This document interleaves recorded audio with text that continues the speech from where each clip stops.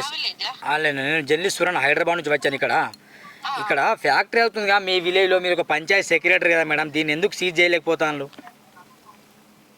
దాని గురించి నాకు వాళ్ళు ఇప్పుడే మీరు కాల్ చేసి ఫస్ట్ టైం కంప్లైంట్ ఇవ్వడం జరిగింది. ఇంతకుముందు ఎప్పుడు నాకు ఎటువంటి కంప్లైంట్స్ రాలేవు. మొన్న ఏడవ తేదీ ఏప్రిల్ నెల 7వ తేదీ 2025 అంటే మొన్న రంగారెడ్డి జిల్లా కలెక్టర్లో వెళ్ళి కలెక్టర్ గారికి ప్రజావాళ్ళను ఫిర్యాదు చేశాను నేను, నా మిత్రుడు సురేష్ గొర్రెలపల్లి వెళ్ళి ఈ ఫ్యాక్టరీ గురించి. అది మీకు పంపలే కాపీ వాళ్ళు? నాకు ఎటువంటి కాపీ రాలేదు. ఇప్పుడు అది నార్కుంట శివార్కి వస్తుందా మరి ఇక్కడికి వస్తుందా కన్ఫర్మ్? నార్కుంట శివార్కి వస్తుంది. మీకు అది కంప్లైంట్ కాపీ కూడా ఇప్పుడు పంపిస్తాం వాట్సాప్లో. వెంటనే దీని వెనుక ఎవరున్నా పర్లేదు, నరేంద్ర మోడీ ఉన్నా, లేకుంటే ఇక్కడ రేవంత్ రెడ్డి ఉన్నా, కేసీఆర్ ఉన్నా, కేటీఆర్ ఉన్నా, ఎవరున్నా కూడా మీరు మీ బాధ్యత నిర్వర్తించి వెంటనే దీన్ని సీజ్ చేయండి. రైతులకు బతుకులు ఆగమవుతుంది, వీళ్ళు పంటలు పండించుకోలేకపోతాను.